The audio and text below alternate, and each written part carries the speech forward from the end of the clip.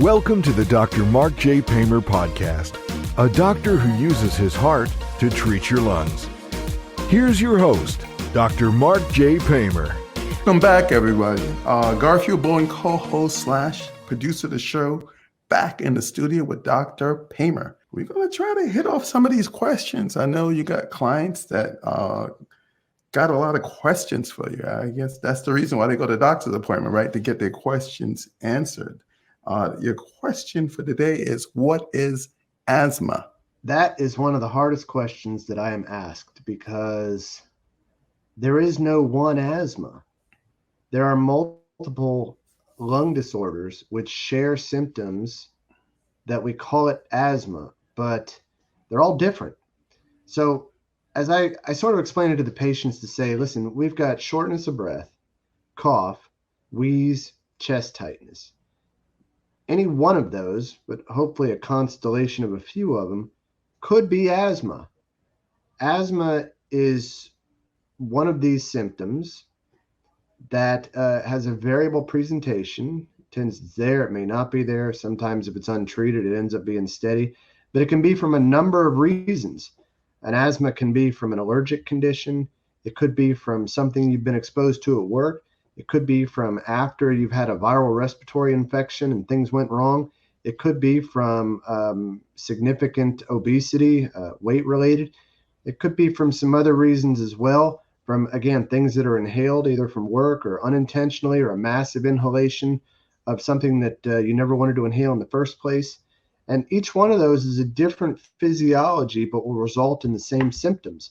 And that can be confusing for people because you can have two asthmas behave completely differently. And so I talk to patients and I say, you know, if aliens came to the earth and I was sitting there and there were several of us in a room, different race, different gender, different religion, etc., and aliens came down and said, what are you guys? We'd say, well, we're human beings, because that's all they need to understand. They don't need the nuances in between. That's a tree, that's a plant, that's an animal. We could keep it bland. That's like saying asthma.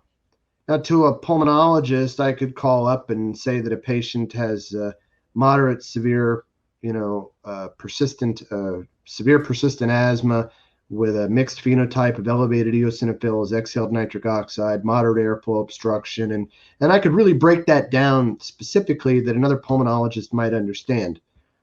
Usually, I can't talk that way to a patient, so I'll just call it asthma. But the take-home message is that there are multiple airway conditions which result in this syndrome that we call asthma. The one that's most common is the allergic asthma. This is what we tend to see in children when they're young. And the majority of these kids, or at least 50%, will outgrow it, usually by their early teen years, and it goes away. We've been in the past, we've called that extrinsic asthma or allergic asthma, and they tend to have elevations of the white blood cell called eosinophils, and it's probably the easiest asthma to treat because it responds very quickly to a set of drugs called steroids.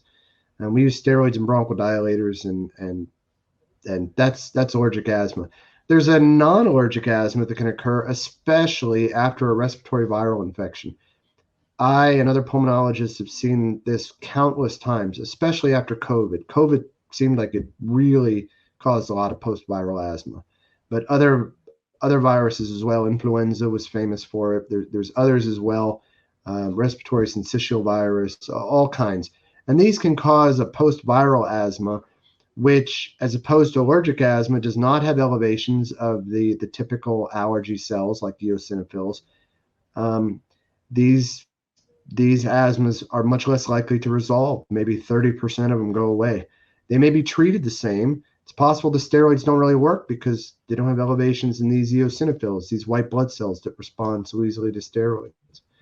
There's people who have asthma symptoms due to obesity. They've got very high body mass index, and the fat itself causes an airway hyperresponsiveness that is an asthma. It's one thing to say, all right, look, you're drastically overweight, that's why you're short of breath. That in itself may be true. However, we've shown with bronchoprovocation studies that these people who develop weight-related asthma have an airway hyperresponsiveness that's independent of their weight. and they behave like asthma, they often have normal lung function testing, but they need asthma therapies.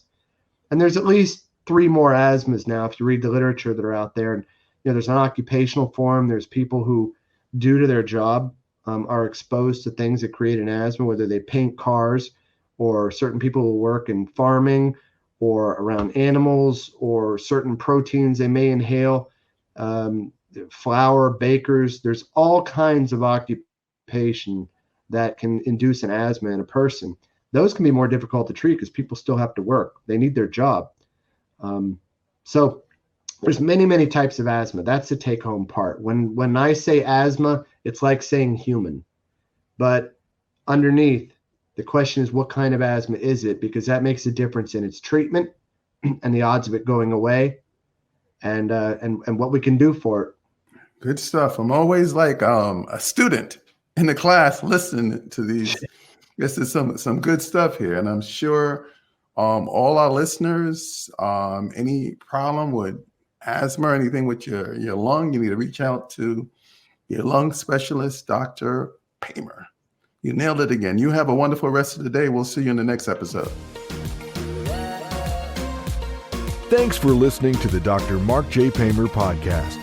To learn more about the doctor who uses his heart to treat your lungs, go to markpamerdo.com or call 772-785-5864. Once again, that's 772-785-5864.